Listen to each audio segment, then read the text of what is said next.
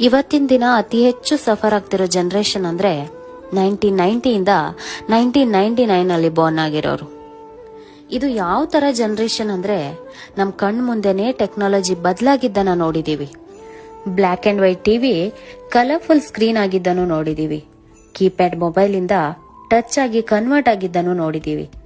ನಾವು ಯಾವುದನ್ನೆಲ್ಲ ಫೀಲ್ ಮಾಡಿದೀವಿ, ಯಾವುದನ್ನೆಲ್ಲ ಎಂಜಾಯ್ ಮಾಡಿದೀವಿ, ಅದನ್ನ ಈ ಜನರೇಷನ್ ಅವರು ಜಸ್ಟ್ ಕೇಳಿಸ್ಕೊಳ್ಬಹುದು ಅಷ್ಟೇ, ಆದ್ರೆ ಅನುಭವಿಸೋದಕ್ಕೆ ಸಾಧ್ಯನೇ ಇಲ್ಲ. ನಾವು ತುಂಬಾ ಒಳ್ಳೆ ಟೈಮ್ನ ಕಳೆದಿದ್ದೀವಿ.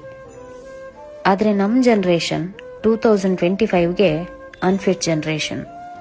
ಇವತ್ತಿನ ಜನರೇಷನ್ ತುಂಬಾ ಈಸಿಯಾಗಿ ಮಾಡುವಂತ ಇಲ್ಲೀಗಲ್ ಕೆಲಸಗಳು ನಮ್ ಜನರೇಷನ್ ಅವ್ರ ಹತ್ರ ಆಗ್ತಾ ಇಲ್ಲ. ನಮ್ಮ ಫ್ರೆಂಡ್ಶಿಪ್ ಟ್ರೂ ಆಗಿತ್ತು, ರಿಲೇಶನ್ಶಿಪ್ ಟ್ರೂ ಆಗಿತ್ತು. ನಾವ್ ಈಗ್ಲೂ ಯೋಚನೆ ಮಾಡ್ತೀವಿ ಆ ದಿನಗಳು ಮತ್ತೊಮ್ಮೆ ವಾಪಸ್ ಬರ್ಬೇಕು ಅಂತ, ಆದ್ರೆ ಅದು ಸಾಧ್ಯ ಇಲ್ಲ.